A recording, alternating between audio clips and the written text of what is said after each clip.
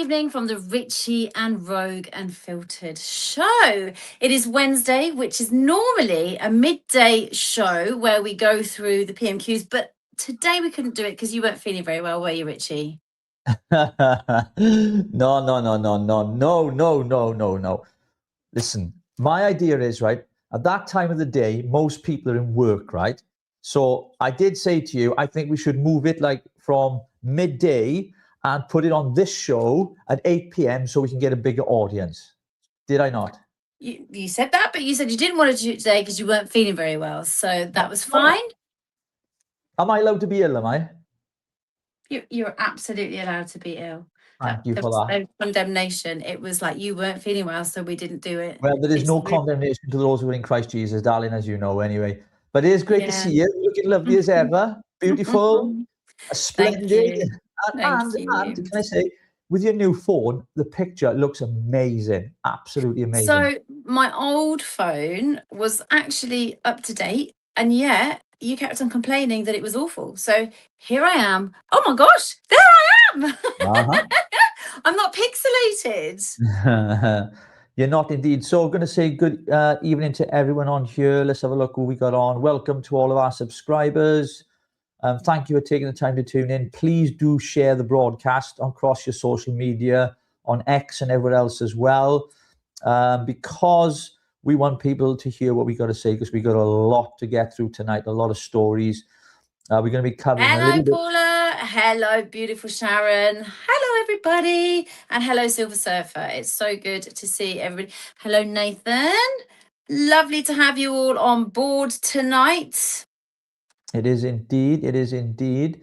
So let's just go through a couple of things. Now, we've got a special guest on the show coming on a little bit later, about 10 past 8, Jamie Jenkins. Jamie Jenkins, he used to work for the Office of National Statistics, and he used to work around all the stats around what's going around in the country.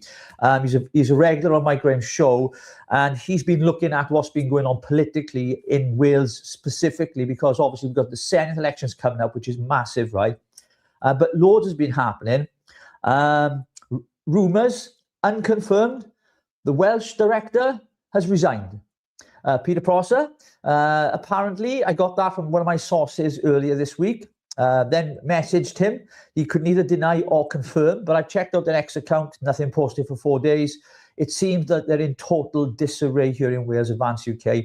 And is it any surprise, Rob? No, not at all. I mean, you know, we tried to warn people, and it wasn't that we were being dickheads, and it wasn't that we were being bitter, and it wasn't that we were being malicious. It was actually the truth, and the truth shall set you free. But unfortunately, people have gone in, followed suit, and tried to actually do something and make changes, but they didn't need to make change because what we were doing already was perfect. It absolutely was, and it looks as if now they're falling apart. And of course, we also had the big news, the resignation of the treasurer for Advance UK, Edward, good friend of ours. Spoke to him earlier today as well. And he was on the Andrew Ebden show, and this is what he had to say about his resignation in regards to Wales as well. Public spats. You look at Wales, you look at some of the bigger characters, if you like, who are sort of turning around and saying, well, I want nothing more to do with it. They go to social media to air their grievances. Just to put that into bite-sized chunks, Wales, again, I got on really well with Richie and Rogue, the two people that Ben had given carte blanche to promote Wales and promote Advance within Wales. And they were doing a hell of a job. Up and down Wales, which is no mean feat. To get from North to South Wales is quite a big task, really, and getting around and meeting lots of people. They work their socks off meeting and greeting, and for them to be unceremoniously dumped out of the party, which again, I don't know why they were dumped. You know, they were doing a great job. They weren't everybody's cup of tea, but in the main, they did a fantastic job. Nothing but admiration for Richard Thompson. Richard Taylor and Rowe. Richard Thompson's the chairman. That's right. He is. Right. Yeah, Richard. Yes. Freudian slip. Too many dicks. A Freudian slip, I'm afraid. Absolutely. And Richie had so much charisma. This is Richard Taylor had so much charisma. I've been witness to some fantastic speeches that he'd given. energized so many people, and to be dumped out of the party and then to be replaced by the person he was replaced by was, credible person and from all accounts, a hard-working person, but he didn't have the charisma that Richie had. Why take several steps back in Wales? It just was crazy, really. So why did they take several steps back? You must have heard about it internally, even if you weren't part of the decision. You must have aired your views. I wasn't. No, I didn't air my views. Nobody asked for my opinion on it, and decisions were made. There we go. That was some of his Sorry, comments. I've just actually asked the question in here. What on earth does Edward mean that we're not everybody's cup of tea? What a cheeky thing to say. I knew you were going to say that. As soon as I heard him say that, I thought, what? And he also sent me a clip, right? Because he's coming on the show next week, and he sent this clip across just to let people know. Hello, I'm Edward Oakenfour. Up until yesterday, I was the treasurer for Advance UK. I've now resigned. Please go on the Richie and Rogue show over the next few days, when I'll be discussing with Richie and Rogue my reasons for leaving, and I've now joined Restore Britain, whom I believe is the future for our country. Please watch the programme and like and subscribe to the channel. Thank you. There we go. Yay, like and subscribe. Yeah, The so thing we is, are right, I love actually Edward. I think he's a really decent chap, and I actually, can I get my words? I actually love his girlfriend more. Sharon is amazing, and she is like actually a backbone to him. Like, they are a dynamic couple. They're brilliant, right? I absolutely love the pair of them. But, I just feel like Edward was also, and again, I know that we're going to interview him, but I just feel like he was treated really poorly. And, in that treatment, you can only take so much. And you can keep on going back to Ben, and you can keep on going back to the others who are literally running it.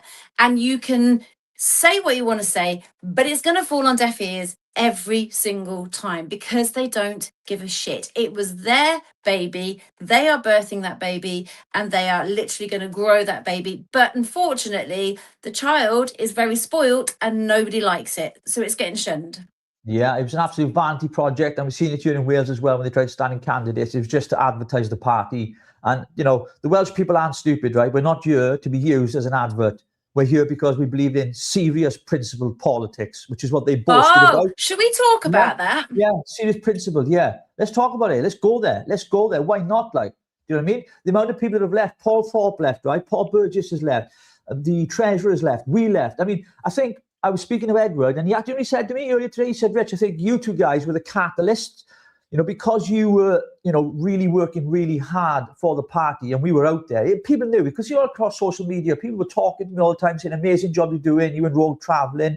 And then to get cut off at the knees, because we've told people in previous videos what happened, right? Literally, they just cut us off from the membership in the middle of a tour. And that was our Richard guy, the Richard Thompson's got a lot to, and he's lied as well, both of them. Pete Prosser lied on Faith Jarvis's show, which he still hasn't come back to us for. Dan Morgan from Voice of Wales has pointed it out. Then Richard Thompson went on there and said, we're standing in some seats. The whole thing, it's just been lies. Like, just be straight with the people. At least when we travelled, we told them what we were doing and what the plans were for 2029. They got the truth from us. And I'm afraid the people in Wales, as I was travelling around Llanelli and Swansea this week, interviewing people on the streets, just ordinary people, asking who they were voting. I haven't included all the interviews because a lot of people didn't want to speak on camera, and some were saying, and I'll use it, fuck that, I ain't voting, it's not going to change nothing. So what's the point, right? So here's the clip. It's 8 minutes long, so bear with me, but I want you to get a general feel of what people thought in Wales. And you'd be surprised. You'd be very surprised. It was a very mixed bag. They all didn't, they weren't all like, reform. It was very mixed. So check this out. So yesterday I confronted Neil Griffiths. She is the MP here in Llanelli in my constituency, and asked her a few questions, and she really didn't give any real answers. So we're going to be heading into town now. I'm reporting on behalf of the Richie and Rogue Unfiltered show and asking people of Llanelli questions about what they think of their MP with the Senate elections coming up, who they're going to vote for, and let's check out what they have to say. May I ask, you don't have to tell me who you're voting for? The Labour. Yeah, okay. Well, at the moment, Reform. Yeah. I've been a Labour man all my life. Yeah. but I feel badly let down with the current government. Yeah. And when I ask questions like, Llanelli, my town, biggest town in Wales, Yeah. why haven't we got an accident and emergency unit? Things like that. My great-great-grandfather was an immigrant into this town. Yet when I felt that the Stradey Park Hotel was not a great idea, I was called far right and a racist. A co-host for a show called Richie and Rogue Unfiltered. We run a podcast, and basically I'm out and about today doing some journalistic work, asking people with the May elections coming up on May the 7th who they're voting for and why. So, what are you going to be voting? Yes, I've already registered to vote. Yeah. Reform UK. You're going to vote for Reform UK. I have reasons.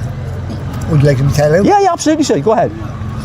I've been a Labour voter most of my life, due to my family, and of course most of Wales. We had a lot of industry, we had a lot of coal industry, steel works, everything was going on fine. Until the Tories got in 85. Destroyed the coal mines, destroyed the steel works, by falling cheap muck. Broken Britain started there. It continued through Labour, through Conservative, through Labour, through Conservative. Both making claims to do this and do that, and both reneging on every agreement they said they would do. And this has happened over decades. Now, Reform UK, as far as I'm concerned, the only party that is trying to put broken Britain back together. Britain, British countries, UK.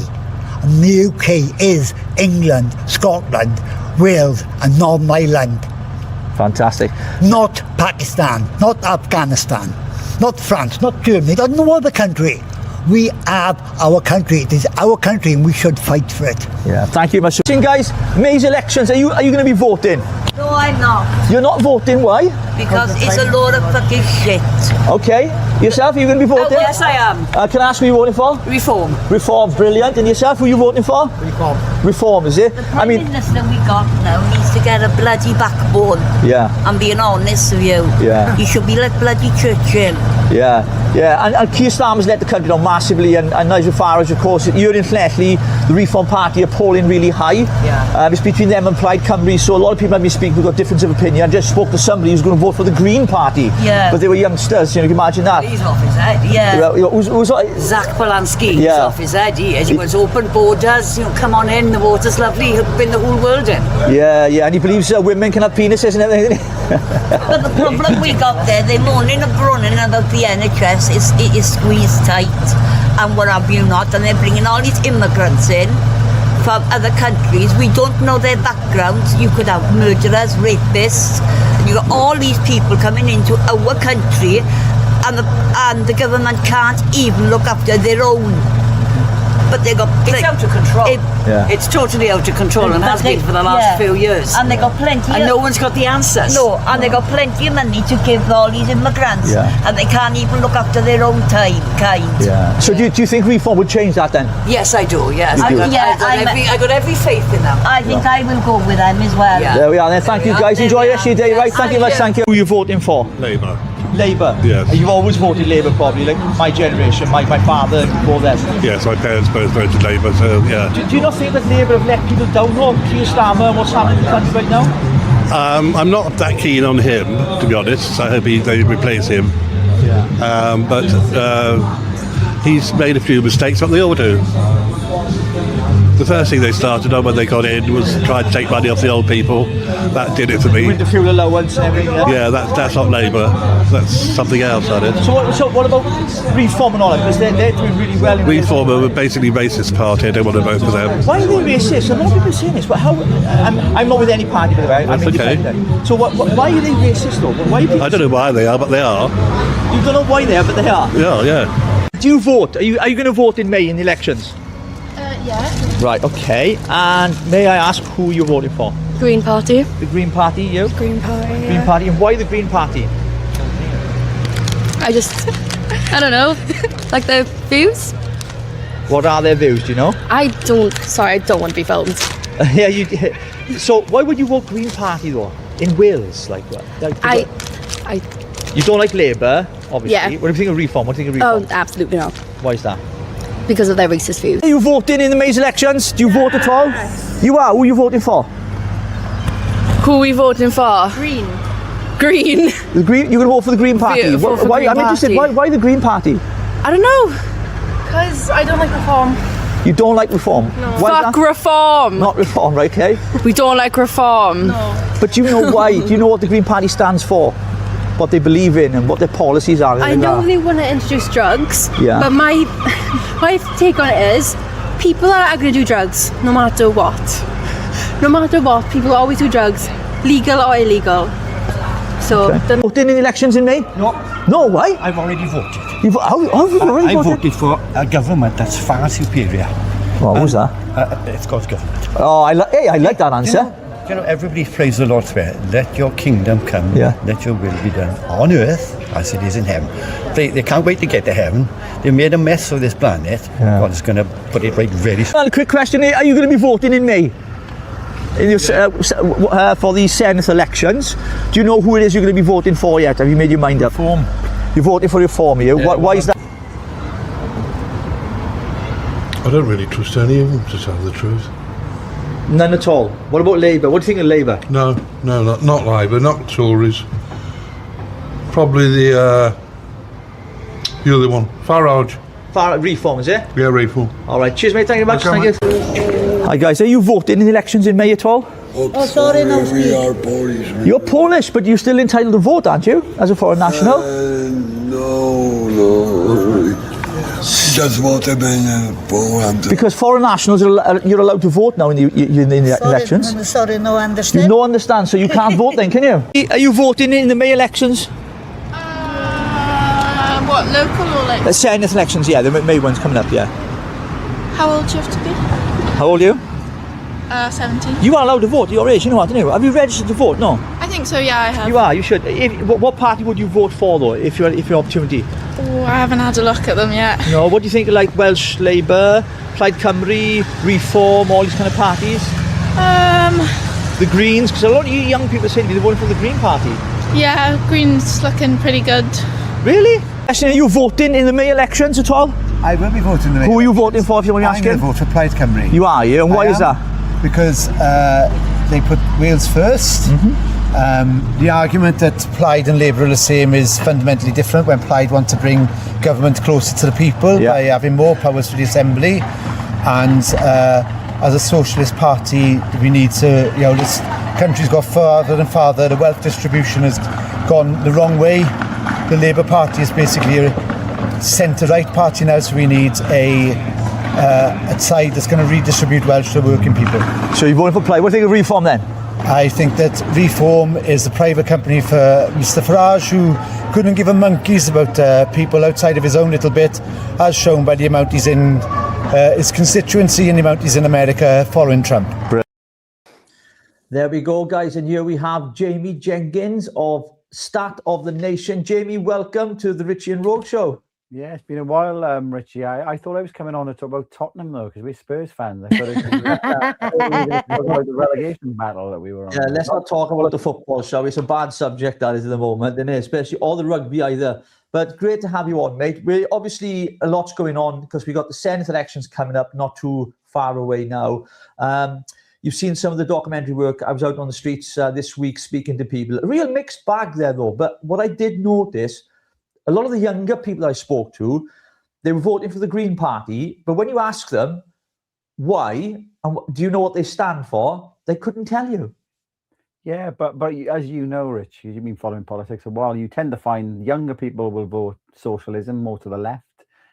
Partly, I think, because of the way they're educated in school. You get kind of indoctrinated in terms of education. And when you start paying taxes, that's when people think, oh, actually, I got to earn this money and it don't have always been taken off me. So that's what tends to happen. As you get older, you move from kind of the left of politics towards the right of politics. If you ask loads of older people, which you did, you then tend to find that they would vote more like Tory or Reform Party because they're more towards the right. Yeah. Rogue, did you catch the Polish ones that I managed to get hold of? We couldn't hardly speak a word of English, right? I know. They're allowed to vote because they're foreign nationals, right? Under the Welsh Labour, under this government. And I'm like, they couldn't even speak English, and they're letting them vote in our parliament. I mean, Rogue, it's crazy, isn't it? It is mad, absolutely crazy. But the thing is, you know, every vote counts, doesn't it? And so if they can get all of the votes, then they will. And we've seen that with everybody is welcome here, you know, and our nation is a sanctuary. Talking a nation of sanctuary, where we know what that's about, obviously, and of course it is a two-horse race by the looks of it. Looking at the polling, and I come to you, Jamie, because you are the expert. You've done all the stats, you know about the voting system. A lot has changed since PR moved to this different system now. Because a lot of people in Wales, Jamie, don't really understand what's going on and what that looks like at the ballot paper. That's why I really wanted you on to share with our viewers how it all works, because I'm just going to show you on the screen here now. These are some of the recent polling by MRP. Obviously, you can see the difference there with Plaid Cymru and Reform. I can't see the Greens getting 12 seats personally. I think about 4, Conservatives about 4, Lib Dems about 2. That's just my opinion. I might be wrong, but it is a two-horse race, Jamie, isn't it? Yeah, so what that graphic Rich is showing basically, and it's got error bars on there. So because it's from a sample of people, you know, the main poll that counts is obviously the one in May. So Reform, Langer in second, now with Plaid Cymru in first. And the difficulty you've got though is that when Reform kind of go up in the polls, the Tories go down. And we've had some polling in the past few months as well that shows that when you ask people who voted, say, Tory at the last general election, there weren't many of them because the vote collapsed, which how Starmer got in. But about 40% of people who voted Tory have gone to Reform. So what they basically those two parties are fishing in the same pond. And then on the left of the side of things, you've obviously got what you don't have in England. You haven't got a national party. So in England, you tend to find that all the major parties are a bit closer. The Greens are a bit higher in England because some of the Green voters are with Plaid Cymru. But I suppose the big story, and I wrote about this on my Substack this morning, so people can go over to just Google stats, Jamie, they can find that. Basically, it's just confirming, Rich, the collapse and the end of Welsh Labour, who've pretty much, if you go before devolution, you take the last 100 years and you take all kind of the general elections across Wales, they've won every election for the last 100 years in Wales, and it's basically the end. So I think we've had First Minister's questions yesterday, Parliament's coming to an end.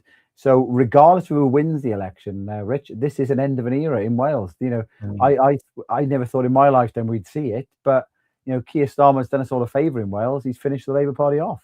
Yeah. Cheers, Keir. Oh, God.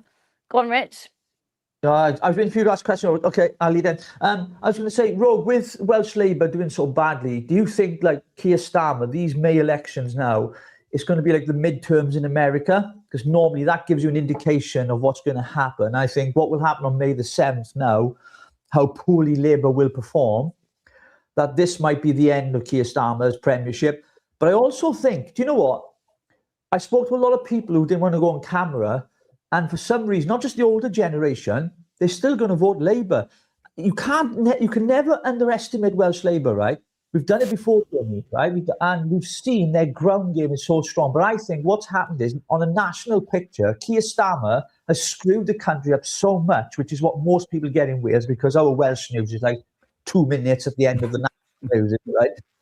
I think people are looking at what he has done or hasn't done, is failing to do, and not delivering for his own people with all the things that he's done, about 16 different U-turns. He's fallen out with Trump, one of our major allies.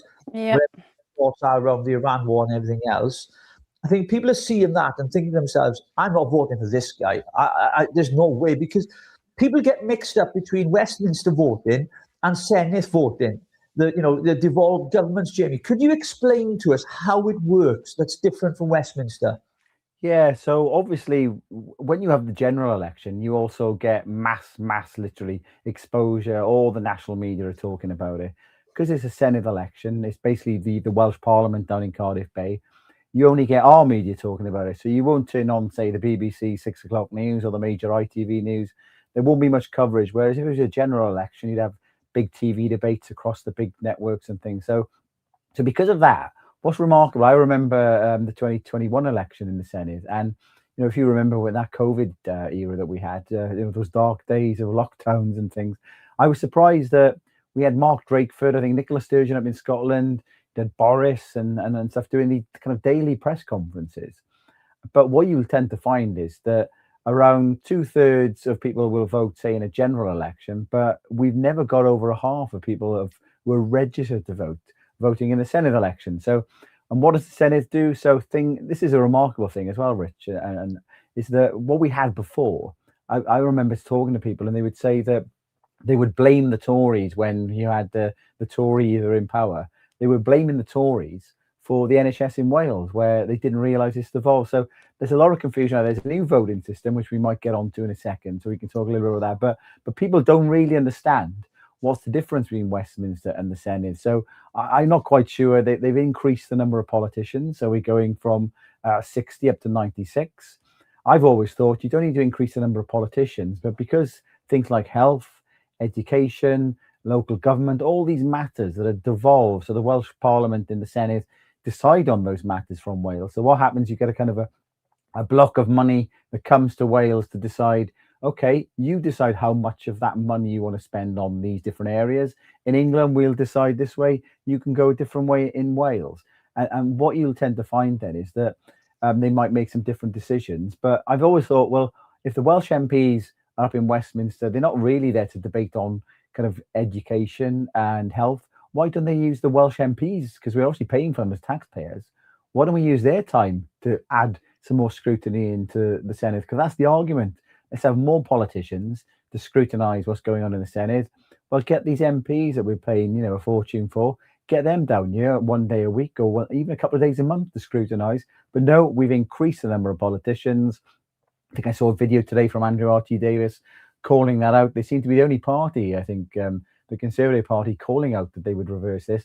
But it's unlikely to ever happen, Rich, because you need 2/3 majority in the Senate to change the voting system or change any of that. So it's unlikely. So that's where we're heading. Most people don't understand the difference. Only half of people will vote. And it's a bit of a shambles, really, isn't it? It is, yeah. And I think a lot of this is going to be determined by how many people turn out to vote, because in some of the footage that I was filming this week, a lot of people were just saying to me, and I didn't include it in the short piece that I did there, they're not going to bother voting at all. They're just not going to vote because they think it's not going to change anything. But that's the problem, isn't it? Because I used to say, I say to them, look, you can't complain about things being bad and then not vote, even if it's a party that you might not be, the best party in town. But if it's the best or the worst case scenario, you've got to vote for a party at least is going to bring some kind of change. And Llanelli itself, my constituency here, but across Wales, North Wales in particular has been left out by the Cardiff Bay cartel, as I call it. They feel left out as well, and Plaid have come into that situation.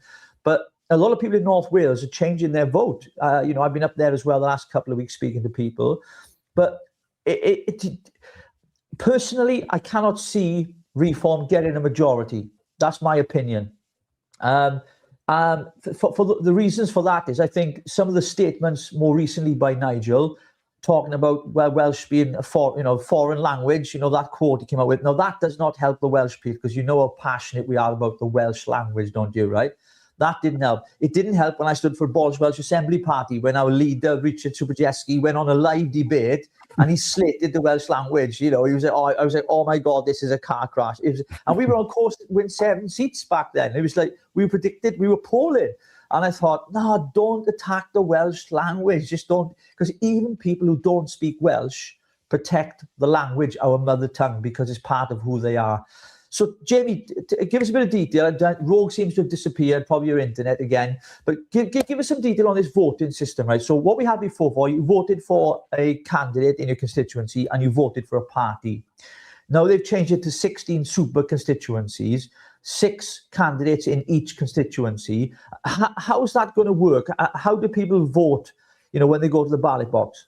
Yeah, I'd argue it's another shambles, Rich, because people are going to be really confused on this. So let's probably just start with what people are familiar with, which is the Westminster election. So you go to the ballot box for Westminster. You've got all those constituencies, I think about 650 overall across the country. And what you'd normally do is you just say, right, I don't know, Richie's standing here in Llanelli. He's standing for party, whatever. I want to vote for him, or somebody else is standing. And whoever gets the most votes gets elected. That's pretty much how it works.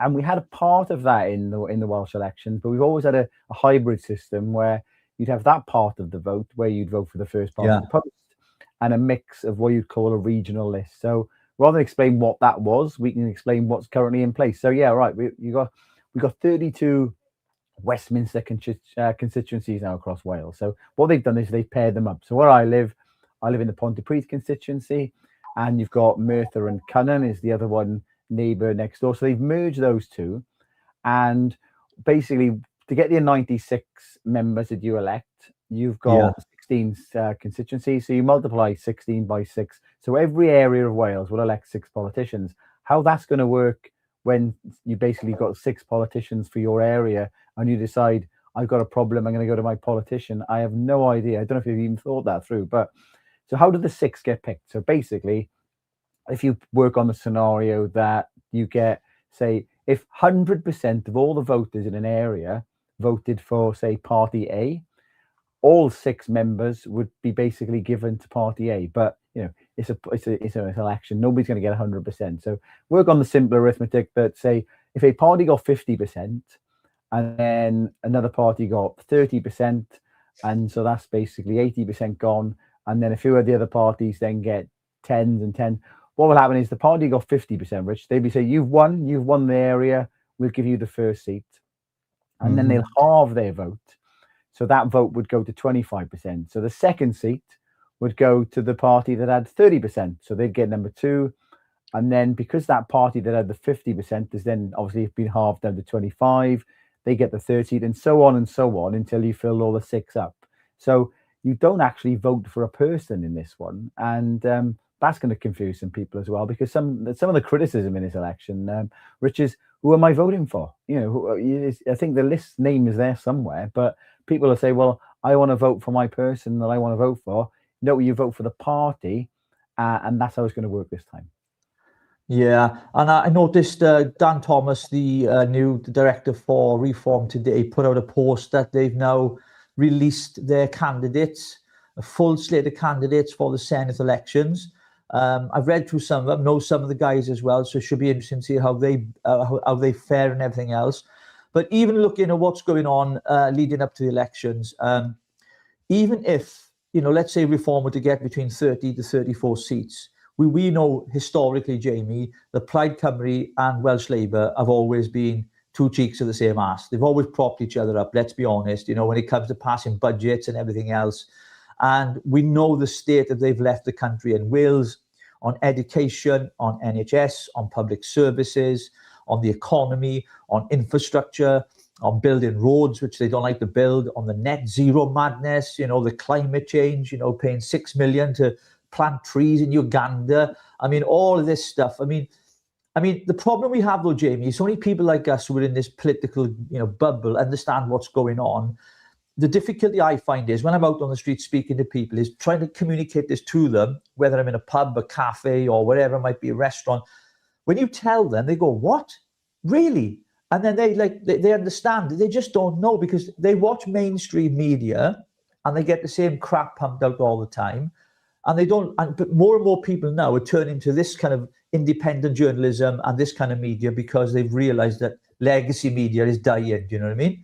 So, listen, I know I've only got you for short, and we're going to have you back on again because we've got loads to cover. Rogue's back in. We've got loads to talk about because we're talking about PMQs today as well and everything else, and the Senate debate today with Elaine Morgan. There's a bit of a heated discussion there with Laura Ann Jones, which we're going to show in a few moments.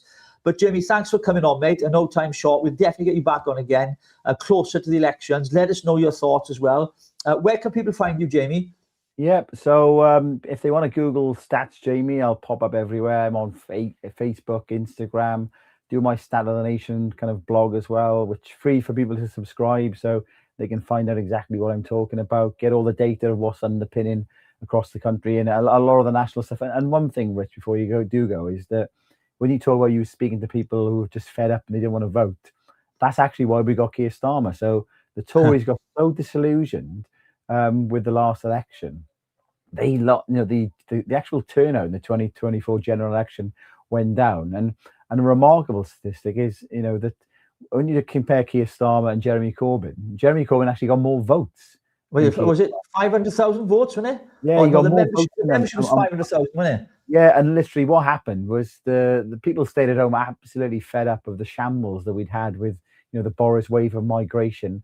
And that's what can happen. When people stay at home, you can get a party that's not really that popular overall coming up. And if everybody who doesn't vote turned up tomorrow and decided, I'm going to vote for, I don't know, let's just say the Richie Taylor party, you'd be the new First Minister by literally, Rich. That's what would happen if everybody decided not to vote, you'd win it. So, yeah, they can get me, Stat of the Nation, just Google Stats Jamie. Find me everywhere, Instagram, Facebook, X, the whole lot. So, cheers. Brilliant, Jamie. Sorry our time is short. We've got loads to get through. I just want to come on for that Welsh section there on the Senate elections, because obviously it is going to be hot topics. Myself and Ro are going to be covering it. We've got some guys on the ground in May that are going to be running around, interviewing people. We're also going to be outside the Senate, by the way, folks, on the 25th of April. Massive rally with the Together Declaration. Some of you will remember. Jamie, I think you were there when we did the vaccine one way back in 2021 on lockdowns and everything else, where we got another massive one happening where myself and Rogue are going to be hosting. That's the 25th of April. Get it in your diary. Make sure you're there. Tell your friends. Let's get thousands out there outside the Senate to let them know that we say no to digital ID, scrap net zero, and we need to protect our farmers as well. Jamie, in fact, I think you're one of the speakers, aren't you? Yeah, I'll be down there, Rich. Hopefully it's a bit warm. I've just been coaching a football team and it's absolutely freezing today. So send some good weather for us. Brilliant. Jamie, thanks so much for coming on, mate. We'll speak to you soon. Cheers, guys. Cheers, mate. Well, there we go, folks. I think, where's Rogue gone? She disappeared. She's come back on now. There she is. There she is. There she is. How can I miss her? There you are. Why did you just disappear? I can't hear anything again. I've got problems. I can't hear a thing. You just disappeared. I heard everything till he went. I can't hear you at all. You can't hear me at all now? I don't know what you've done. Well, is it easier? Might maybe turn it up, yeah? I haven't muted. I haven't anything. Can you see that I'm unmuted? I can hear you. I can see you. Yeah. I just can't hear. You can't hear. Right. Folks, if you're watching, I do apologise. We've got some technical issues, which we normally have on this show, as you know, until we get a producer and someone who knows what they're doing. So, Rogue, you're not able to hear a single word I'm saying. Wait, I've had an idea. On this show, as you know, until we get a producer. Can you hear me? Yeah, can but you hear everyone me? else, I can hear it back as well. I can hear that, yeah. You're not able to hear a single word I'm saying. Wait, I've had an idea. On this show, as you know. Sorry about this, folks. Can you hear me? Is it going to come back on you? Is it coming back? Is Yeah, it it is, yeah, reverbing it is, back? yeah. Yeah? I can't hear you on there. I can only hear you on there. Right, okay. That's weird. Anyway, okay, we'll try to manage to get through it then. Let's get the... I can't hear you on there. Why can't I hear you? Shall I come back out again and come back in? No, just stay there. So PMQs then, Rogue, today. PMQs, right? No, you're going to have to change that because it's reverbing. Let me just see what the comments are saying. People in the comments. No, just stay there.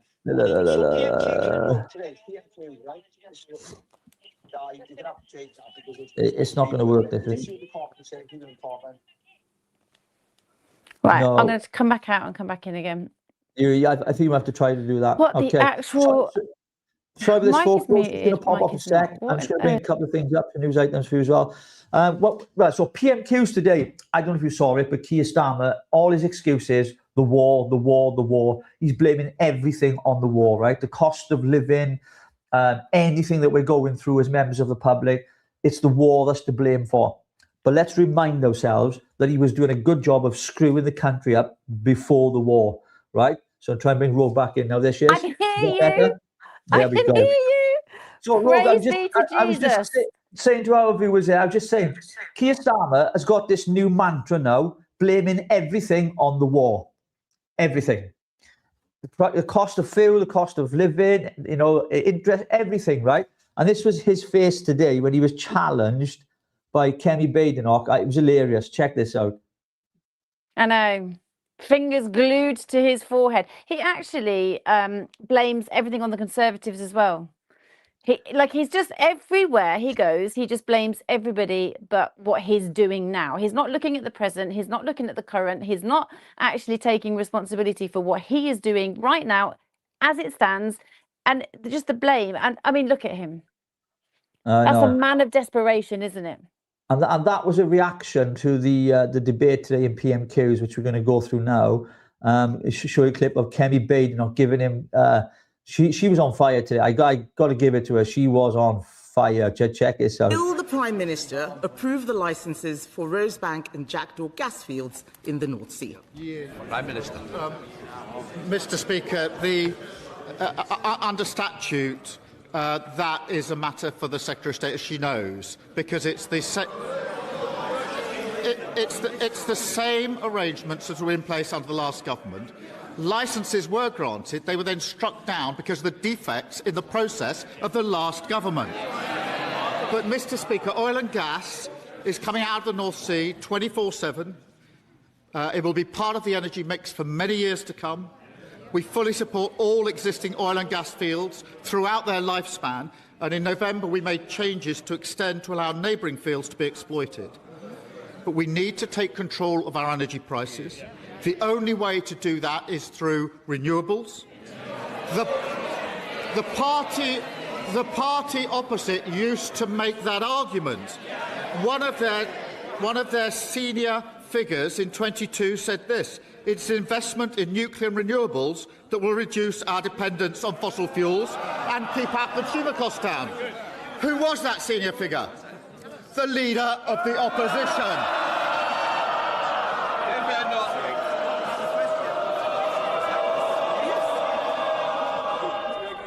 This is not the day to be thrown out with a 2-week break coming. Kemi Baden. Mr. Speaker, we can have renewables and oil and gas. He says it's a matter for the Secretary of State. He says it's a matter for the Secretary of State. I thought he was the Prime Minister, and he loves to hide behind legal process every single time. I wonder, Mr. Speaker, what a Director of Public... Minister loves to hide behind legal process. I wonder what a Director of Public Prosecutions would make of the defence. Sorry, I can't produce my WhatsApps. My phone's been stolen. The Jackdaw gas field could be up and running before winter. All that gas would be used here in the UK to heat 1.6 million homes. That is enough to power Norfolk, Suffolk and Essex put together. So will the Prime Minister approve the licences, or is the Energy Secretary running the government? Prime Minister.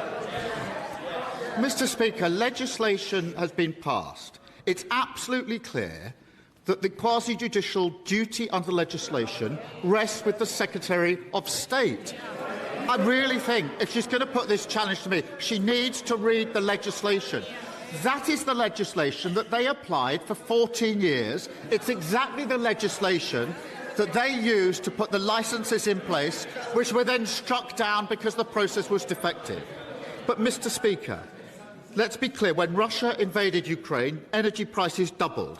The 12-day war, oil prices hit £100 a barrel. In the last 4 weeks, because we're on the fossil fuel roller coaster, everybody has been held to ransom.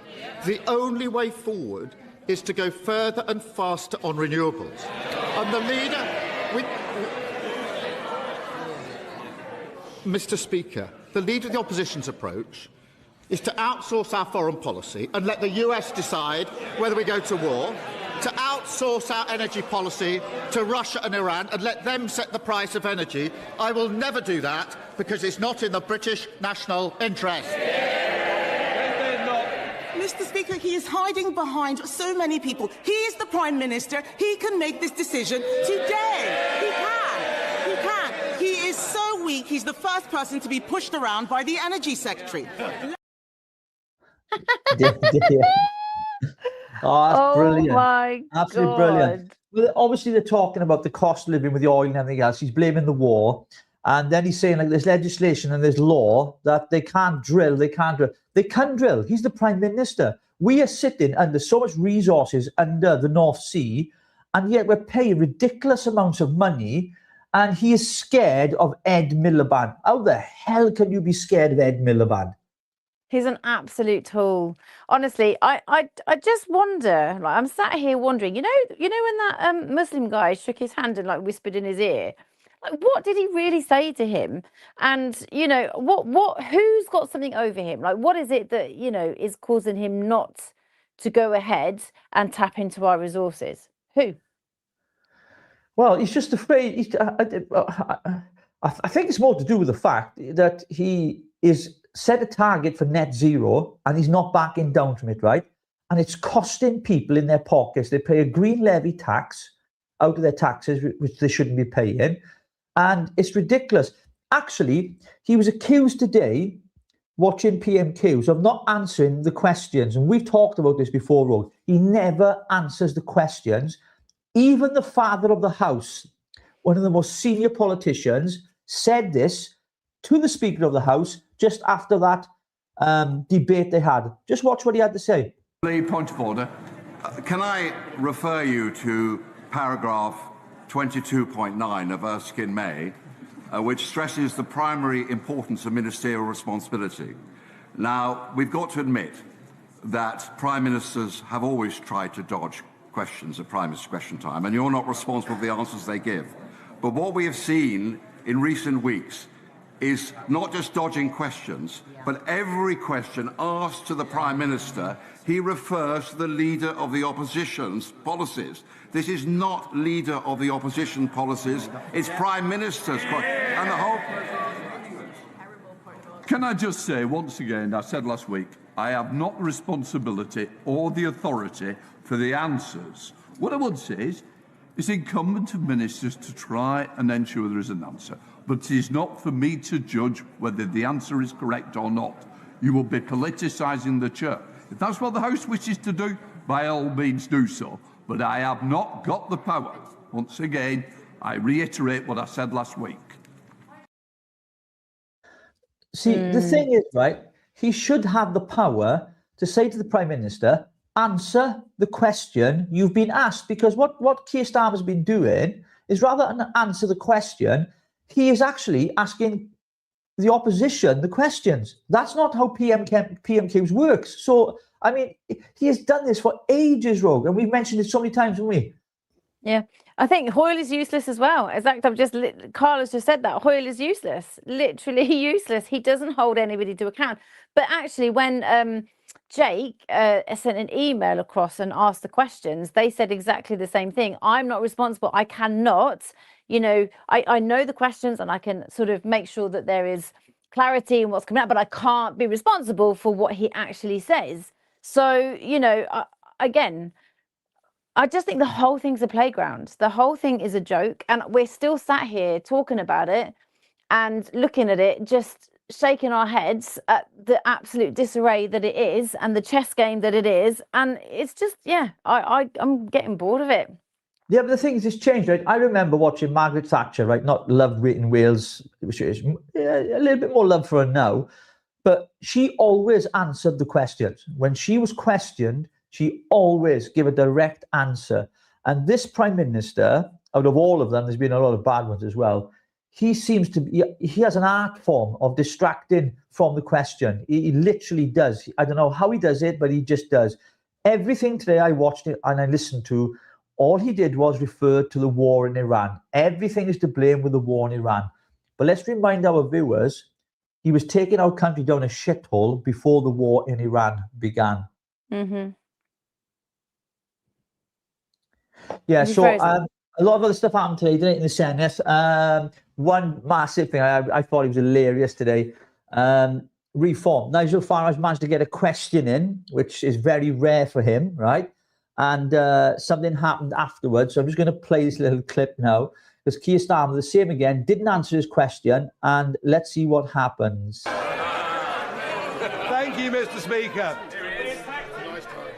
Smash the gangs. That is what the Prime Minister promised us. Trust me, I will stop the boats from coming. But 70,000 later, and 1,000 in the last week, and too many young men that pose a threat to national security, is it not time to admit Smash the Gangs has been a total abject failure, along, frankly, with most of his other policies? Isn't it now time, he told us, as summer approaches, what is Plan B? Prime Minister. Well, Mr. Speaker, this is from the man of the party that voted against giving law enforcement counter-terrorism style powers to tackle it. So he wants the grievance, he doesn't want it sorted. And he has absolutely no judgment. He again said, let's join the war, let's all go to war. I want to make it perfectly clear he wants the war. A week later, screeching U-turn, we don't want to go to war. And he says, trust his judgment. Mr. Speaker, it's hard to take anything he says seriously. He promised lower tax, and now Reform councils are hiking council tax by 9%. In Worcestershire, this is what he said about Worcestershire. He said, we took control of a virtually bankrupt council. I wish we hadn't bothered. He asked for people's votes, and then he abandons them. Reform don't want to solve problems, they only want to exploit them. I am thankful for the opportunity to change this country for the better. He says he wish he hadn't bothered winning councils, because they're an absolute disgrace. Thank you, Mr. Speaker. Can I thank the Prime Minister for the £35 million just watch of funding announced this week As to she's transform speaking now, right, Crucible you hear them all Theatre laughing because Farad and the rest of the team walk out.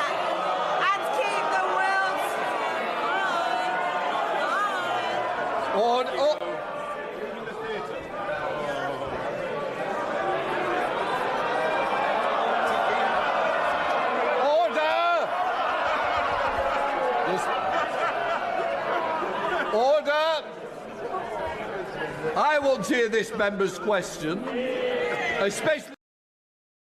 I didn't see it. I couldn't even see them walk out. No, they never show it. They never show it, right? Because publicity. So straight after, they literally, all 8 of them, stood up and walked out. And they were asked the reasons why they walked out. Richard Tice was interviewed by GB News straight after in Westminster Hall, and this is what he said to Chris Hope, the reporter. Yeah, thank you, Tom. Yeah, with me now is Richard Tice, the Reform's deputy leader. Why have you walked out of the PMQs? Oh, I mean, we're just furious. It's ridiculous.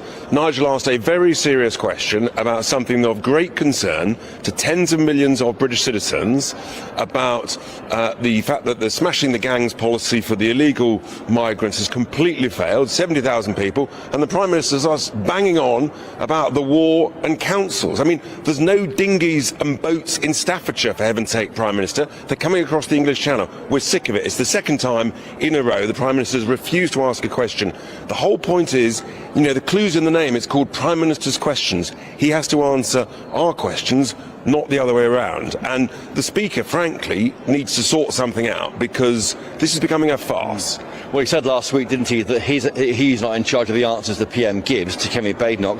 But wasn't that just a stunt, frankly, to draw attention to a small party like yours? I tell you what it is a very serious demonstration of fury on behalf of tens of millions of British people that the Prime Minister will not answer a serious question about what's his Plan B strategy to stop the boats, because Plan A, smashing the gangs, has just encouraged the gangs. We've got more boats, more illegals coming across than before the general election. His policies utterly failed, as we predicted it would do, and he's just trying to sort of deflect and distract. It's absurd. So it wasn't planned then? No, it was just a demonstration of anger on behalf of tens of millions of British voters. What it'll mean is more people will vote for us, hopefully, on May the 7th, as a demonstration of their anger with this Prime Minister. I mean, it's very rare that it has happened before historically, Rogue, but it's very rare for that to happen they're a small party, right? So they can do it and there's no like repercussions for them. If it was a large party and they all walked out, then there would be. But do you think they were well within their right just to stand up and walk out? I'd have done it a long time ago. You don't think they'd let you in? God. Look, but he's right. Tice was just saying, you know, how many times does Farage look? You know, they all have a right to ask a question, and it is for Keir to actually answer the question. He never does, and so they are demonstrating with sheer frustration, and I do get it, and I think if I were there, I'd be bloody walking out every bloody week because I just can't deal with the fact that he doesn't answer anything. And do you know what? A narcissist does that. A narcissist doesn't answer the questions. So when you ask them a direct question, oh, I think you've done this, or I bet you've done that, and then they go, oh, back it back onto somebody else, you know then that they are complete narcissists, and we have a narcissist ruling our world. So quite frankly, well, I don't think he's a narcissist. I just think he's a complete dickhead. That's my take. Anyway, talking about him answering questions, you sent me this video earlier. He was in a committee meeting, right? And he was asked a few questions as well, right? So here we go. Here we go. How many defence reviews do you think took place during the Second World War? Well, I don't know off the top of my head, but I know that the answer is none. Well, because when you are at war, you get on with it. You don't wait around for a plan. I don't want to get into the party political of who hollowed out when and what the previous government did. Given the urgency of the situation, what I'm interested in is what is this government doing in the here and now to produce that defence investment plan. You will recall that during the last meeting of the liaison committee, you said that it would be coming very, very soon. It was promised by the autumn of last year. We're now at the end of March. Will this be produced before the PERDA period? And is the defence investment plan on your desk? Yes, and we are finalising it, but I'm absolutely determined that I will make commitments with appropriate funding that I can be sure is there. I will not make commitments without being clear where the funding is coming from. That is what's gone on for years, and that's why we're in the mess that we're in. I'm not going to repeat it. So to be clear, it's on your desk. There we go. So to be clear, it's on your desk. Yes, but it's been on your desk since autumn when it was supposed to be finished. So actually that would have been the summer. So it was supposed to have been done by autumn. We're now at the end of March and they still haven't done it. But then he caveats it at the end by saying, but let me make this perfectly clear. Yes, it is on my desk, but I will not go ahead, blah, blah, blah. The truth is there's no fucking money, is there? Well, no, there isn't, is there? I mean, have you noticed as well, they've stopped talking about the £30 billion black hole now, right? Yeah. That's gone now. Now we're talking about the war in Iran. We've got a war on our own streets here in the United Kingdom, right? Yeah. And whilst I agree with what Trump has done, I think he's defended the British people more than Keir Starmer, literally. He really, really has. Irrespective of where you sit on the political spectrum, some people don't like Donald Trump, some love him, right? The man is a man of action. He's a leader. Keir Starmer is not a leader. It's very, very clear. He knows his time is up. Is there going to be a snap election? It could be.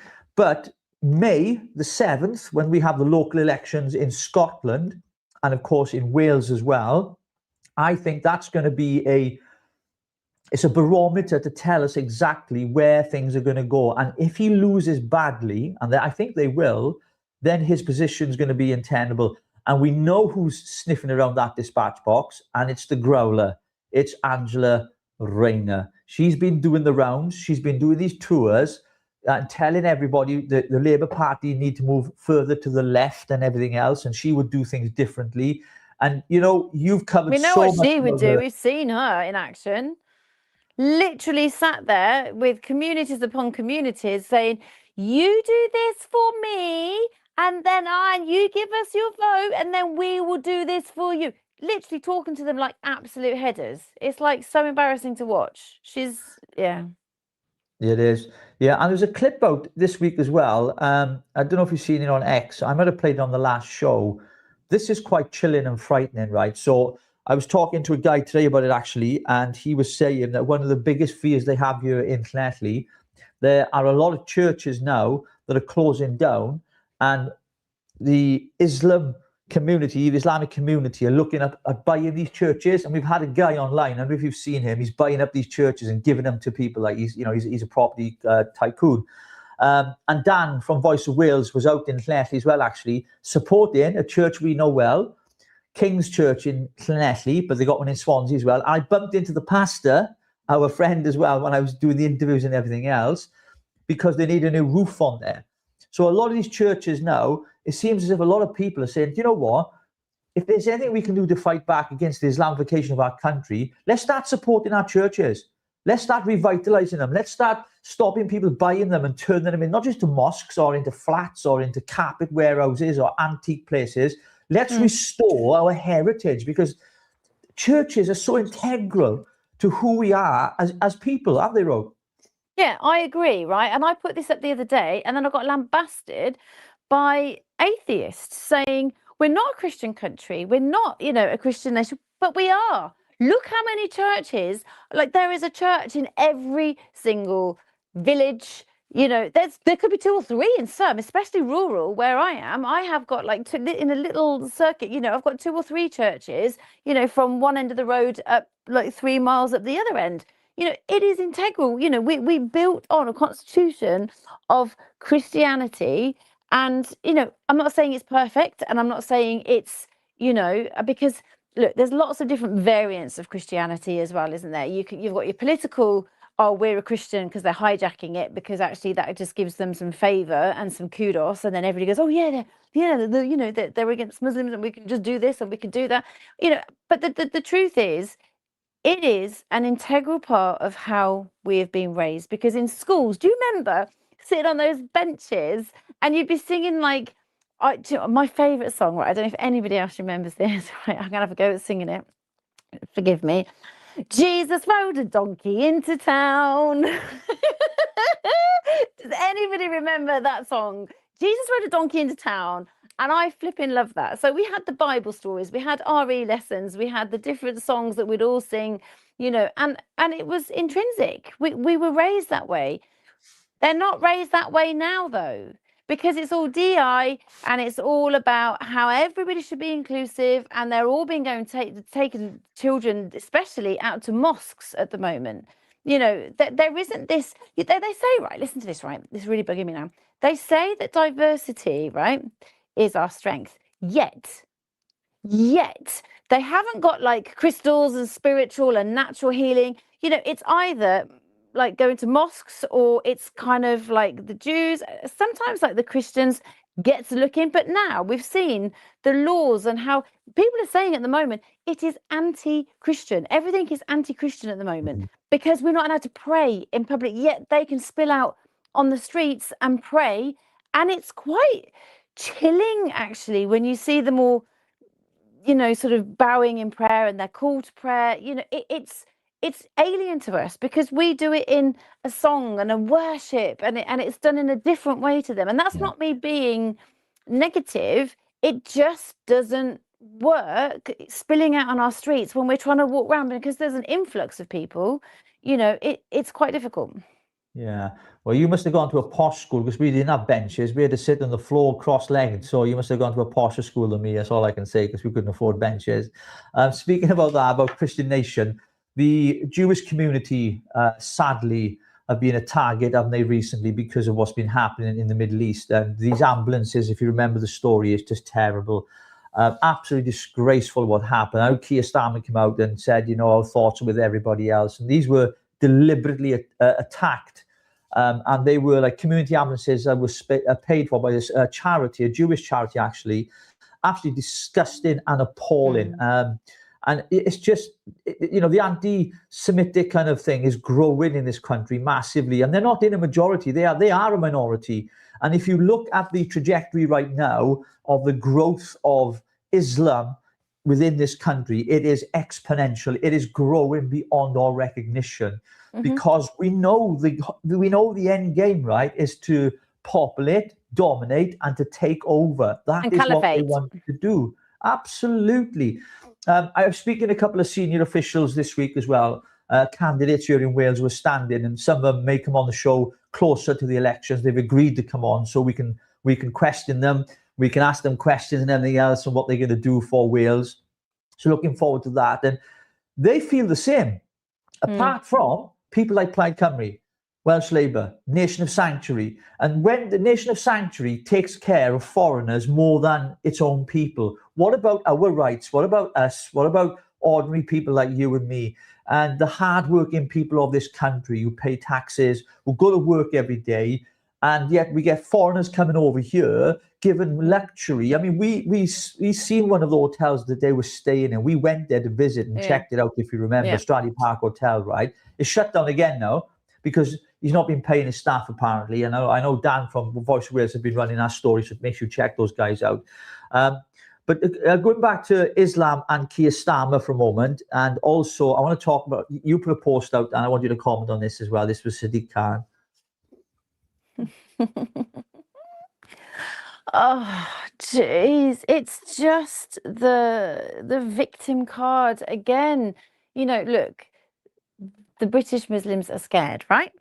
So somebody posted on my post earlier going, it's not the British, that it's the UK. If they're in the UK, it's not like they're the British Muslims. But so you are all saying that you're scared because there is a backlash, maybe from us, because we're starting to feel intimidated in our own country. And then there was something else that I saw earlier that absolutely tickled me. Hang on, I have to find it. It really made me laugh, and I don't know if it should have made me laugh so much. And it just says, a new Harvard study finds that Islamophobia may actually be caused by Muslims trying to murder people. It's actually that simple. So it's just... That's brilliant. And but it's no surprise, right? When you've got like in-men or in-man, whatever you want to call them, right? Preaching hate and saying what they want to do blatantly. And here's the clip I referred to earlier. I think I might have showed it before, but it's well worth listening to. And you've got to listen to what this guy says. I mean, if I was to say stuff like this, or you were, we'd get arrested, right? Yeah, but they're protected. They're protected. Listen to this guy. Say that Islam is here to live, to coexist with lots of different religions, and all of us can just hold hands and be friends. This religion has been sent to dominate, to wipe out, to take out every other religion, to have the people leave every religion and to accept Islam. And if that requires fighting to achieve it, then it requires fighting to achieve it. Because the greatest purpose for which jihad was legislated is to make the word of Allah the highest and the word of those who disbelieve the lowest, even if the disbelievers hate it. But we're not shy to say it, and we don't find that to be something that we should be shy to say. There we go. Absolutely blatant. I'm 2 words. Fuck Islam. Fuck Islam. Why are we too scared to say it? When they're saying stuff like that, why don't we come out and say it? No. Get rid of Islam. Get them out of our country. Call me racist. Call me fascist. Don't care. They're allowed to say it. So why can't we say it? They want to populate, dominate militantly. They want to kill people, literally kill people, so that they can be the dominant force in the country to wipe out all other religions. Well, they can go and screw themselves, because we ain't going nowhere, right? We've got to stand up and stop pandering to this PC correctness. We don't want to offend people from other religions because they're Muslims. No, they are dangerous people. These are dangerous people. We've allowed them in our parliament, our education, our council. I mean, they're doing prayers in council chambers, you showed me, for goodness sake. Like, why are we so quiet about it? Why aren't we shouting about it? Why aren't we speaking out against it? Because we all get arrested. If we do, we get arrested. And this is... Yes, but we start speaking up, we get arrested. We're then made an example of. Lucy Connolly actually is a fine example. She said something, and then she got penalised and she was imprisoned, right? So you as a mother do not want to be separated from your children. So again, it is this kind of this tyranny that we're under, where I'm a single mum, I cannot leave my child. As much as I want to say stuff and as much as I feel it, I cannot speak up, because otherwise I will be in prison and taken away from my autistic child. I can't do it. What am I supposed to do? I'll tell you what, I'll do it. Because I'm single. Then you get a fat wall on your head, single. Rich. I don't care about the fat. Put the fat wall on me. Let him come for me. I ain't scared no Muslim. I'm fed up of it. I've had a tipful of it, right? And sometimes we pander around and we do our show and we talk with the demographics changing. And I do get irate and angry. And I think we need more men to get angry about it and say, hang on, we're not having this anymore. It's okay to report on them coming over here, raping and pillaging our young women and staying in hostels and communities and doing what they want, and sit back and say nothing. No, fuck that. Okay. Well, then it needs to take not just one man. It needs to take fucking every single man to stand up together and to actually have a coordinated plan, because the government then needs to be overturned. The police need to be overrun, because you need every single man there, because you need the manpower versus the police power. You cannot do it single-handedly. You just cannot. No, you can't. But if no one says anything, nothing changes. So it starts with one person. Okay, someone's got to say something. Right. He said, that man, the in-man then, dominate, wipe out, until everybody accepts Islam, and if they don't accept it, then they will fight us. They are doing that anyway. They are stabbing people in broad daylight. They are killing people. You know, they are raping, pillaging. We know what they're doing, right? And we as women feel helpless. We feel afraid. Restore Britain are actually trying to do something. And I'm not saying that I've joined them yet, but I'm saying that I can see what they're trying to do. And they are trying to clean up our streets. And I don't mean that disrespectfully. I mean it. They are cleaning up our streets so that women and children are safer. Okay? But the problem is, we had Chris Hargreaves walk in, right? And he was an absolute liability. That man was not even genuine. He came and pretended. He's an absolute Of con man. course it was a comment.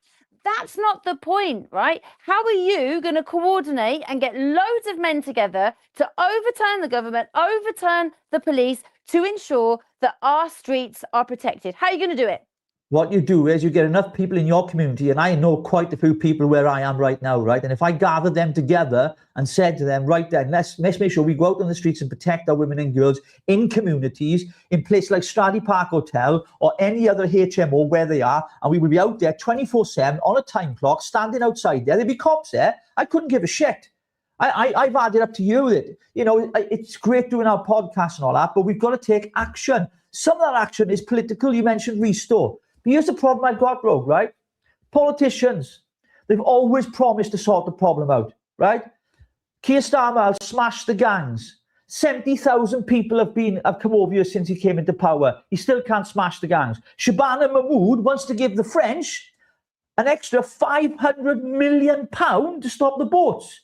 They're already getting 400 million. They haven't stopped no single boats at all.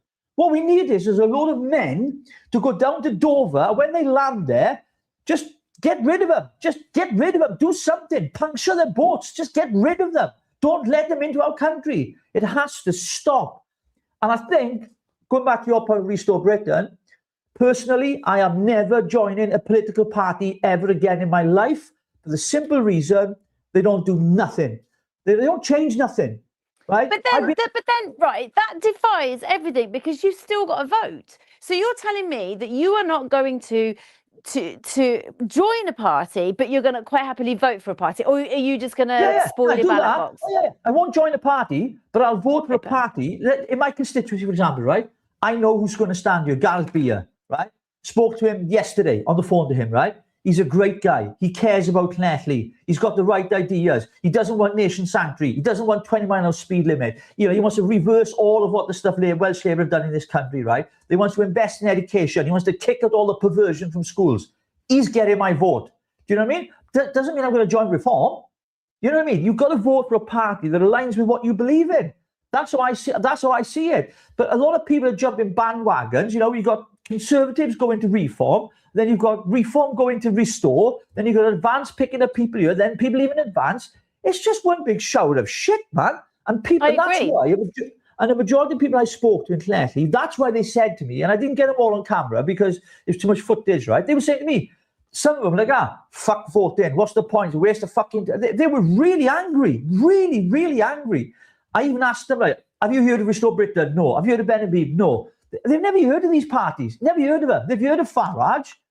Yeah, exactly. And let's face it, you know, it needs to take Farage. And I know people don't like Farage, you know, and I know that with, you know, in some of our Callum Cymru group, a lot of people, you know, are saying, no, we need Restore. Look, Restore is not going to be here for the Senate, right? So unfortunately, we are going to have to vote for the person that is nearest to what we need, and that is going to be Restore. So we need to really shift, you know, the Overton window. We need it from, you know, Labour need to go. We cannot have Plaid in. How many fucking times do we have to say this? How many times do we have to tell people we can not have them in? Because it is going to be even more damaging for our children. It's even more damaging for our hospitals and our, you know, education and NHS. It's just going to be a liability to have them in, because we already have masses and masses of waiting lists, right? And then this nation of sanctuary, which is going to bring so many more people in, we are going to be at the bottom of the pile. It is societal chaos. It absolutely is societal chaos. Abso-fucking-lutely. And the problem is, right, we need to come up with a plan. Now, the only thing that I can think of, which is just putting it out there as a, I don't know, what's the word? What can I say without getting fucking arrested? Like, seriously, like, our freedom of speech, we can't even make suggestions. I just won't pay taxes. People should just all stop paying taxes, because then how are they going to fund for the illegal immigrants if everybody stops paying their taxes?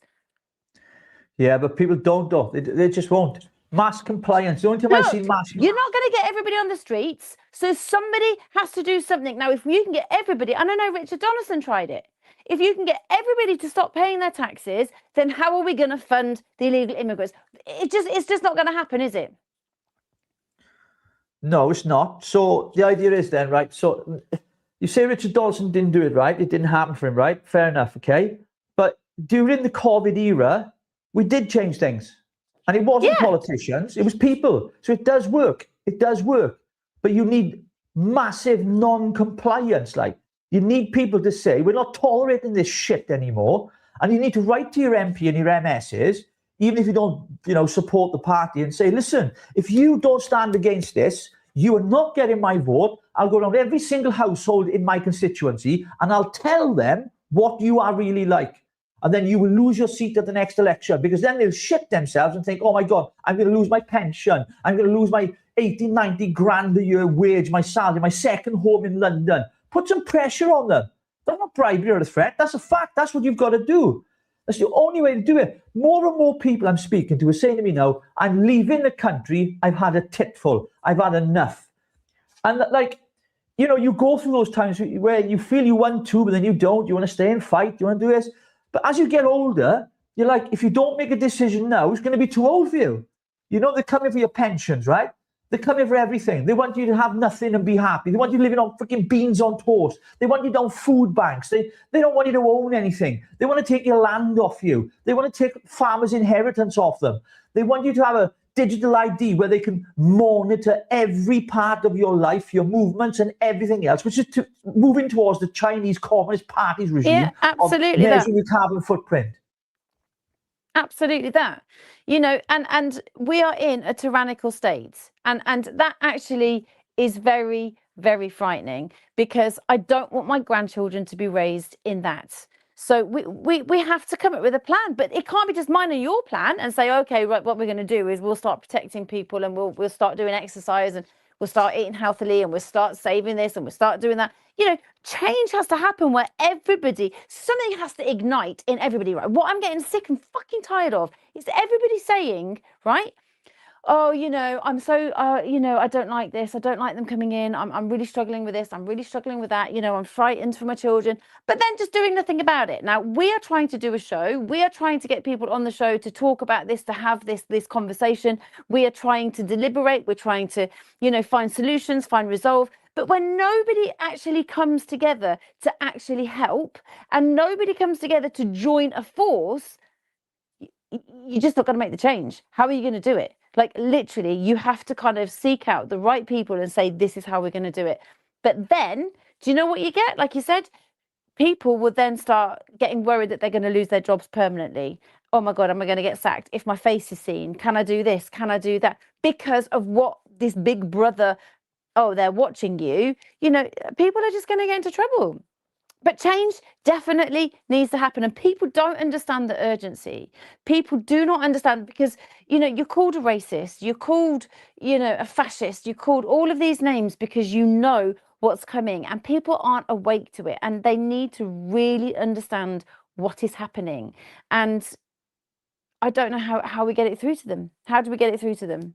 Well, like I said, Calon Cymru is an organisation that's just been launched recently in Wales, a pressure group and a think tank. And I think what the team are doing is incredible, exposing all the things that are going on in the Senedd and Welsh elections. And they're going to be doing a lot more, I know, leading up to May the 7th. And we're hoping to get plenty more politicians on the show here to tell us what their plans are. What are you going to do? If you're elected to the Senedd, what are you going to do? And as we already said, look, we've got to keep Welsh Labour out. They're going to be propped up by Pride, two cheeks of the same arse. But at least if Reform can get between 30 to 34 seats and Conservatives say get 7 to 10, it could be quite close when it comes to voting things through like budgets and everything else and the NHS. Betsy Cadwallader Hospital reached out to us, didn't they, right? Because of the mess that they're in, if you remember, the email we had yesterday. They're looking for stories of people who've been treated badly under that health board. And reporters are out there. I spoke to them. Yeah, you spoke to them. I spoke to them, had a conversation, but what they said is, what I found really interesting, they said, we're not going to just say anything just yet until after the elections. Yeah, they can't, they're not allowed to, it's against the law. It's called electioneering, that's the word they use. They can't do it to different parties. Speaking of Senate elections, because our time's almost up, I want to put these clips on because Nikki worked so hard, one of our research team, on this. This was two little debates that went on today in the Senate on PMQs. We've done a bit of PMQs. And it was Darren Millar and it was Laura Ann Jones. So we'll go with the Darren Millar one first.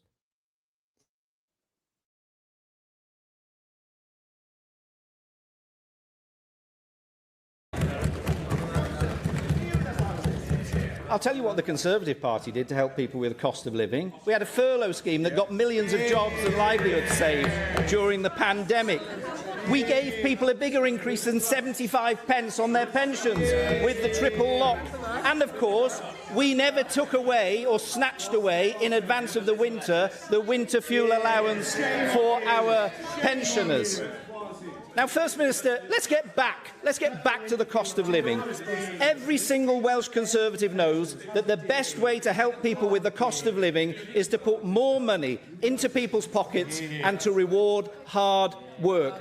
That's why we have proposed a tax and waste-cutting agenda for Wales, a plan to cut a penny off income tax to save the hard-working family £450 per year. Council tax increases to put an end to the scam of paying more every single year but getting less in return. An extension to free childcare, 30 hours a week for working mums and dads. And, of course, our plans to scrap stamp duty on main homes to get our housing market moving and support the jobs that depend on it. So will you agree with me that the only way to address the cost of living and to deal with poverty in Wales, the only way to fix Wales and get Wales working is for the people of Wales to ditch Labour, ditch Plaid and vote Welsh Conservative on the 7th of May? Oh, you're going all dark now. What's going on? I know, my thing just went off. Better. So. I was going to say, look, Darren Millar, well, he's blocked me anyway, right? Yeah, he blocked me ages ago because I called him out, right? You could see Sam Rowlands there sitting behind him. Spoke to him yesterday. He is an MS up towards North Wales. He's arranging to meet with me. I'm going to talk to him, trying to get him on the show as well. Because I think Welsh Labour, Welsh Conservative, I should say, here in Wales, I can't see them doing anything. I really can't. I mean, they're just like, they're a busted flush, right? They really are. And they've had two defections, obviously, James Evans, who, again, I spoke to today, and hoping to, he's probably going to be speaking at the event on the 25th of April down in Cardiff as well, which I'm really excited about that as well. But Laura Ann Jones, former Welsh Conservative, who joined Reform, she talked about the government's waste and everything else on net zero. And I was going to play this clip. I got to show it because Nikki put it together. I want people to see what goes on in the Senedd, because people don't know what goes on in the Welsh Parliament. So let's just watch this. Absolutely. Laura Ann Jones. Deal. First Minister, Wales needs energy that is affordable for households, reliable for industry and secure for the long term. For too long, Welsh energy policy has been driven by ideological net zero targets without regard for cost, reliability, rural impact or democratic consent. Yet despite huge subsidies for onshore wind, Welsh households still face some of the highest bills in Europe, whilst the grid grows more unstable. Reform will change that. Our approach will be straightforward. Energy policy in Wales will serve people, it will serve jobs, it will serve national resilience. A reform government will act as an active enabler of nuclear development, not a passive bystander or blocker. We will work constructively with Westminster and fast-track the infrastructure needed. Does the First Minister agree with me that we should not allow ideological opposition by Plaid to frustrate or halt nationally important nuclear developments, and that we should end these ridiculous net zero targets that are bringing our Welsh economy to our knees? I tell you what we are opposed to is ideological positions that fail to recognise that climate change is real. Yeah. Climate change is happening. Have you not looked at the scientific evidence just this week? Just this week, human-made climate change is real, and you're continuing to deny its existence. I can't listen to any more of her. She does my pissing nothing. I want to poke her in the nose. Laura Jones, right, is correct, right? We've outsourced everything, right? We've got nothing. We've got energy here. We should be energy sufficient, food sufficient, and everything else.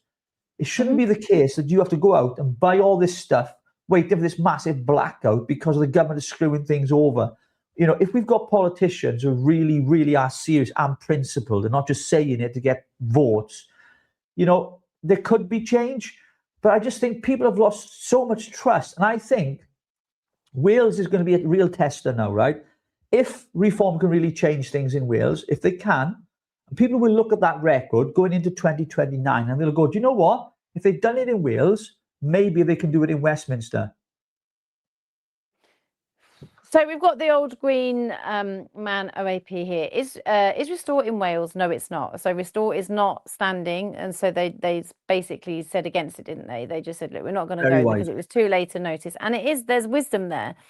So then it says, who are people going to vote for in Wales? Farage, I wouldn't even trust him to run on a road in a marathon, and I wouldn't let him hold my beer.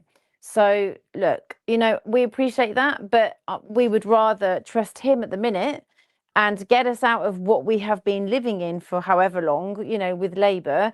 And then with Plaid coming in, you know, we need to ensure that that doesn't happen. We need to ensure that because it's just another Labour and we're going to be stuck.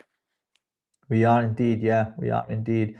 And I just wonder what's going to happen in the Senate elections. I mean, I've said it before, my predictions are the Plaid Cymru will probably win. I don't want them to. Welsh Labour will prop them up, so when they want to push things through legislation and get things legalised and all that kind of stuff, it'll get done. But then some we're of the fucked. Again, Wales is not being cared for or looked after properly at all. And people need to choose their vote wisely. And everybody's like, I hate Farage and I don't want Farage in. But you know what? You have to look at strategic, and we've said this 100 times, you have to look at the strategic voting to ensure that we are not suffering even more. I mean, I don't know. It's the best of a bad bunch to make sure that but then, you know, like you said, everybody has jumped from each party to every party, and it's just become just a mishmash of just confusion. It has indeed, We're going to have to get Jamie Jenkins back on again and closer to the elections because he articulates things very well, way better than myself. I know that. When it comes to the voting system and everything else, I think that's important. Before we go the rogue, just want to put this picture back up. It is Good the end of the Kia. beginning, isn't it? That photo is just like just let it go viral on your X, on your Facebook, folks. Make sure you do check us out on Facebook as well. We're on all the different channels. Like, follow, share, and subscribe. Find us on Richie and Rogue as well. You can email us there as well. Any questions or any requests. And of course, we've got more guests coming on in the next couple of weeks. In fact, Sunday, we have James Freeman on with us. Now, James Freeman, he is a former MEP with the Brexit Party. So he was very close with Rupert Lowe, Ben Habib, Nigel Farage, Martin Daubney, all the guys that were there at the time. You know, they were in the belly of the beast in Brussels. He's seen a lot of things. He knew Nathan Gill as well. We won't say much about that. You know, but obviously he wasn't involved in that. But they were, you know, he worked there, right? He then became part of Reform, then stepped out of politics, went into political commentary, and I spoke to him last night on the phone, and he was telling me, Richie said, the whole thing's a shower of shit, and he's joined Restore. I'm like, all right, mate, fair enough. He's joined Restore. So we're going to get him on Sunday to find out a little bit more, and he's going to give us some real inside detail, Rogue, into what goes on in Brussels, in the European part, the corruption, because he's seen it firsthand. And it's always good to have people who've been there and there. Absolutely. And I think it would be good to get some questions together. So if anybody has any questions that you'd like to ask him, please message us on www.richieandrogue.com. Send us on the contact page your questions, and then we can ask him the questions, because I think it'd be really good just to collate a few things that we can just ask and get you the answers. Yeah. Before we go, we're just going to say good. Let's just have a look at these comments here. A referendum for Wales to leave the United Kingdom, join the United States. Well, that'd be amazing. Oh, if Trump came over here, you know, Trump's got enough money to buy Wales, right? 3.2 million people, like £1 a person, let's say, right? He could buy the whole of Wales, right? Should we get him to? Should we like plead or Elon Musk? Absolutely. And if you want to support the channel, guys, please just go to Buy Me a Coffee. The stuff is coming up on the screen now. I know our moderators have been doing a great job of that. If you scan that QR code you're watching on telly, send a gift in as well. If you're not a member yet, please consider joining the show. We are on Wednesday nights. We're on Saturday mornings, Sunday nights. Tuesdays is debatable now because we've got to decide now. We're going to have a chat about that with the admin team, haven't we, Rogue? That's you made your mind up already then. That's going to be a dispute. We'll do that online. We'll have a dispute online about it, shall we? Oh, I love that. Let's do it. No problem at all. Right. Anything else we've got to go through? Anything else exciting happening for you this week at all? My grandchildren are coming and I get to see my 2 babies and have some fun with them because they are just incredible. And you know what? When they come over, they just bring me so much joy because they're so unaware. But do you know what? Go on. And then you're knackered. Then after 2 days, you're like, I'm shattered. Yeah, but forget that. Like it's the joy that they bring, right? And it's the innocence that they have no clue what's going on. However, then my protective nature kicks in because I'm looking at them and I'm just like, my God, you're so innocent. I have to protect you. But it should never be like that. It shouldn't. We just should live in this beautiful society where everybody can just be free and just do, you know? And it's just so... Absolutely. It's exhausting. Just a quick reminder that next week we will have Edward on with us discussing why he resigned from Advance UK as their treasurer or bookkeeper, as he liked to call himself. This is how he said he used to be. A glorified bookkeeper. Yeah, so he's going to be on next week. He's offered to come on and share his story with us. He's a lovely guy, so please make sure you subscribe, follow us as well. We'd really, really appreciate it. Well, that's the Wednesday Night Live over with, Rob. It's been an interesting one. It has all indeed. Politics today. Listen, you've got to get used to this. It's going to be all politics now, right? So it's just... That's the way it is. Unless there's other subjects, of course, you want to cover, people want to cover as well, just send them in and we'll talk about them and everything else. And we'll get more guests on as well. 22nd of April, we got Larry Sharp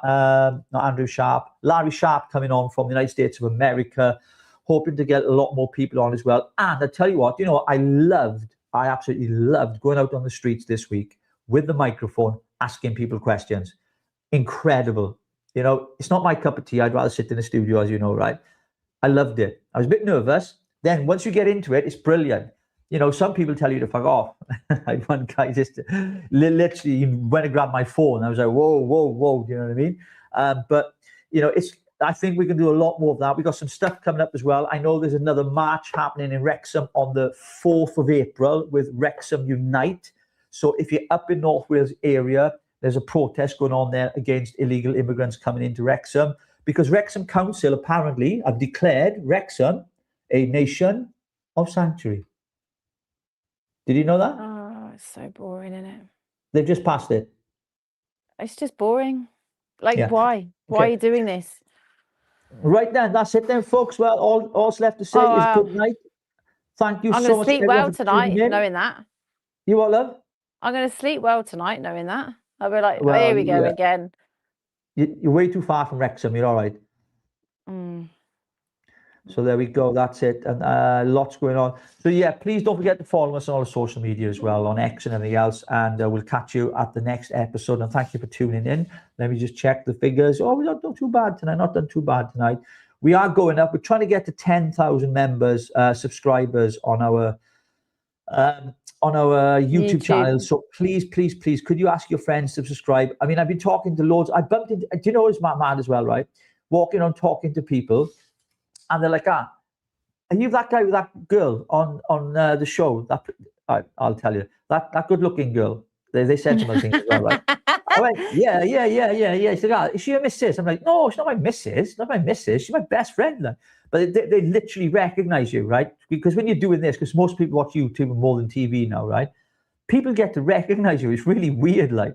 And they So where's their subscription? Tell them to subscribe. That's what I make them do and it on the spot. It's free. No, I say, give me your phone. I'm like, right then. And then I'm subscribing. I'm hitting it like that. So I'm getting them to subscribe. So it's brilliant. So, well, it's good night from me, ladies and gentlemen. I'm going back to my mum now. Rogue, have a wonderful evening. It's great to see you on screen. Be nicer to see you in person next week when I get back up there to see you, back into the studio. Things are going to be changing with studios as well. Lots of stuff happening. We can't say too much, but there's a lot of things going on. So please stay tuned. Really excited. And I'm waiting for Rogue to make her appearance on Mike Graham's show. He keeps asking me. So no, he doesn't. When was the last time he asked you? 2 days ago. He didn't ask me 2 days ago. Huh? He didn't ask me 2 days ago. Oh, I told him not to. Whatever. No, I'm joking. No, 2 days ago he asked me, and I said, listen, we're going to make the dates work. I'm going to try and get down there once a month. I told him around about the 5th of every month is the best for us. Well, best for me. I can do the 5th. I don't know about you.